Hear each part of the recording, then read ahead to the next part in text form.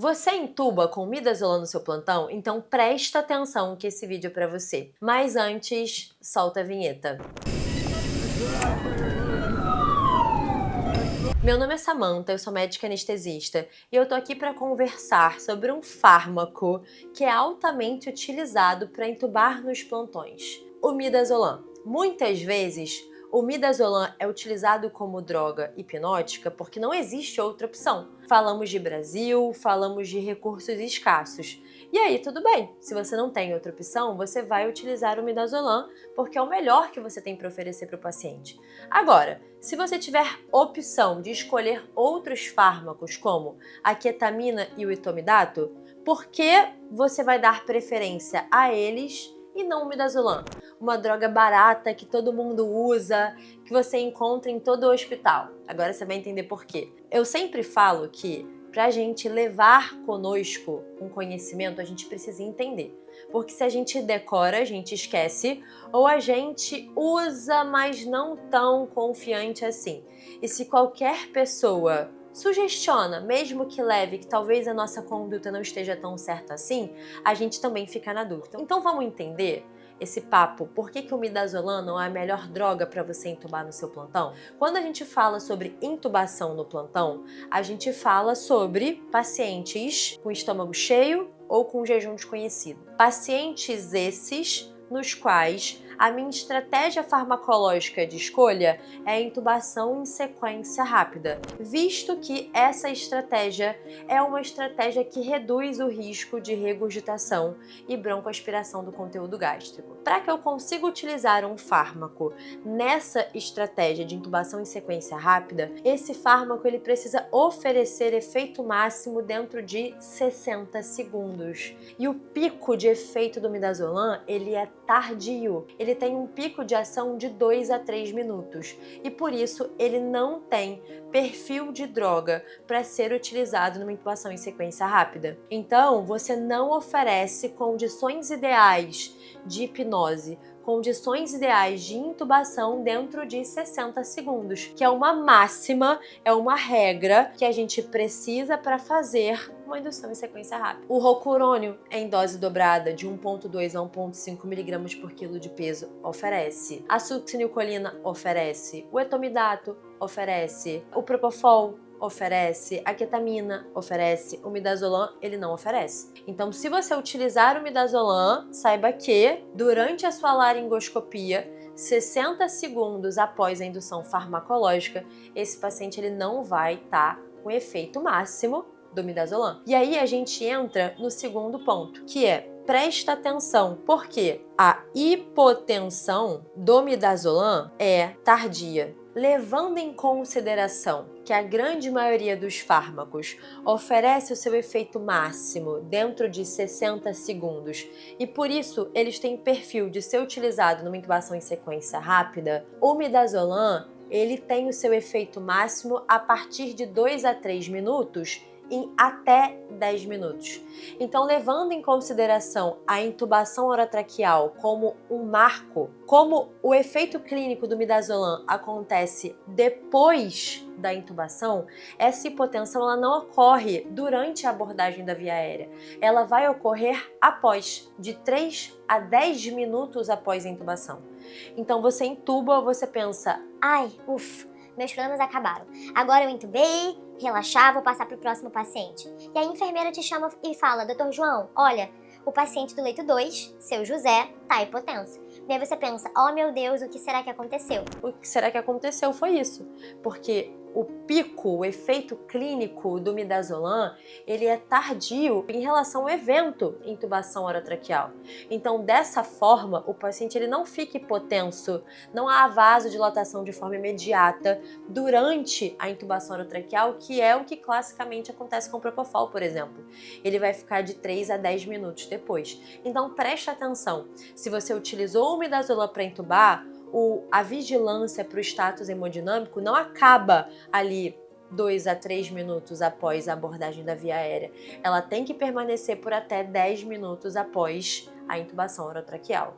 O terceiro ponto que você não pode deixar de saber é que, dentre todos os hipnóticos, o midazolam perde apenas para o Propofol quando a gente fala de efeito cardiodepressor. Enquanto o Propofol gera ali de 20 a 40% de queda em relação à pressão arterial basal, se você compara o pré-intubação para o pós-intubação, o midazolam gera de 20 a 25%. Se você for comparar com o Propofol, sim, né? Ele é praticamente 50% menos cardiodepressor do que o Propofol. Mas quando você compara com a ketamina e com o etomidato, esse efeito de 20 a 25% de queda da pressão arterial, ou seja, de potencial de vasodilatação, de cardiodepressão, ele é bem expressivo. E qual que é o perfil de paciente que a gente aborda quando a gente fala numa intubação no CTI ou na emergência? A gente fala de pacientes idosos, a gente fala de pacientes frágeis, a gente fala de pacientes instáveis hemodinamicamente ou com algum comprometimento cardiovascular. A gente fala de pacientes que estão normotensos, mas por conta de um tônus simpático muito exacerbado, ou seja, com aumento da frequência cardíaca, uma taquicardia compensatória, mantendo aquela pressão arterial ali dentro da faixa da normalidade. Então a gente fala de pacientes que são pacientes que inspiram cuidados. Então, por que você vai escolher a segunda droga mais cardiodepressora que perde apenas para o Propofol se você tem outras opções? Então, preste atenção. O midazolam é um fármaco cardiodepressor potente. Não se engane. Não é porque todo mundo usa, porque que é o fármaco mais barato, que tem em todo o hospital, que esse é o melhor fármaco para você usar. Então, por exemplo, se você tiver a ketamina ou o etomidato, são estratégias mais interessantes quando a gente fala em potencial de cardiodepressão e manutenção do status cardiovascular, porque a gente está lidando com pacientes graves ou pacientes potencialmente graves, pacientes frágeis. Se esses efeitos de cardiodepressão eles já são significativos em pacientes eletivos, afinal tanto eu quanto a Dani somos médicas anestesistas, a gente observa isso diariamente na nossa prática, em pacientes graves então o potencial de cardiodepressão é muito maior. Até porque a dose, o status hemodinâmico, o perfil clínico do paciente, eles são diretamente correlacionados com como o paciente vai receber os fármacos que nós estamos administrando, ou seja, o potencial de efeitos adversos naquele paciente. Então presta atenção, o midazolam não tem perfil de droga de intubação em sequência rápida. A hipotensão com midazolam é tardia e muita gente come mosca nesse momento. E 3, o midazolam tem um baita potencial cardiodepressor. E aí a gente vai para a última casca de banana do midazolam, que é, ele tem 2 apresentações. Quase que vocês não veem, né? O que eu tô escrevendo, deixa eu colocar um pouco mais acima. Ele tem 2 apresentações. Como assim, Samantha? O midazolam, ele tem sim 2 apresentações. Ele tem uma apresentação em ampolas com 1 mg por ml e ele tem apresentações de 5 mg por ml.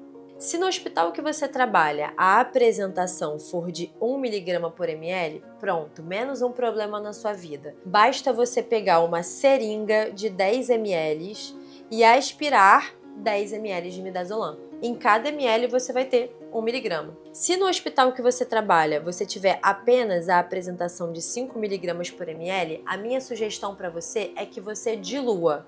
Eu sou obrigado? Não, você não é obrigado a diluir. Você vai diluir para facilitar a conta na hora da administração. A minha sugestão é que você dilua a apresentação de 5 mg por ml para virar também uma apresentação de 1 mg por ml. Você já vai entender por quê. E como eu faço essa diluição? Você vai pegar 4 ml, que são 20 mg, e vai completar numa seringa de 20 com mais 16 ml de soro fisiológico ou de água destilada.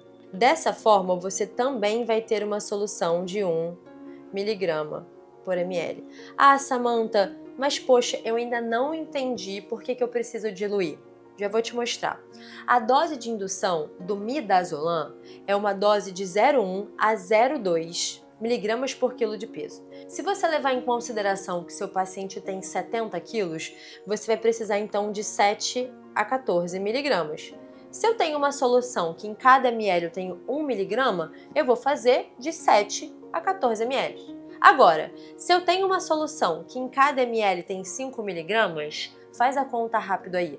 Se até se embolou, certo? Eu vou precisar arredondar, eu vou precisar ainda arredondar para mais. E lembra, uma das variáveis que está diretamente correlacionada com o efeito cardiodepressor é a dose, e a gente está falando de pacientes graves ou potencialmente graves, então eu vou acabar usando mais do que eu deveria e eu posso acabar me embananando na hora da conta. Vou facilitar para você, você vai fazer ali de 1,5 a 3 ml. Mas o ideal é que você tenha uma solução já diluída, porque fica óbvio. Se você tem uma solução de 1 miligrama por ml, você vai fazer de 7 a 14 ml. E eu sempre falo, né? A gente tem que buscar facilitar a nossa própria vida. Por mais que num primeiro momento diluir pareça ser mais complicado, no final das contas, na hora do vamos ver, aonde você não tem tempo para parar para pensar, você facilita a sua vida. Porque enquanto você está diluindo os fármacos, e isso você pode deixar anotado e consultar facilmente antes da intubação orotraqueal, enquanto aquele paciente está sendo pré-oxigenado, você está facilitando a sua vida para na hora do vamos ver você já ter uma solução mais diluída e facilitar a sua conta. Eu espero que você tenha gostado, eu espero que tenha aí ampliado um pouco a sua mente em relação ao midazolam, visto que apesar de ser um fármaco amplamente utilizado, na grande maioria das vezes ele não é a melhor escolha. Óbvio que se ele for a sua única opção, você vai utilizá-lo, porque você vai oferecer o seu melhor dentro das suas possibilidades. Se você não tem outra possibilidade, o midazolam é o melhor que você pode oferecer. Entretanto, se você tiver chance de escolher outros fármacos, dê preferência para o etomidato ou para a ketamina. Te vejo no próximo vídeo.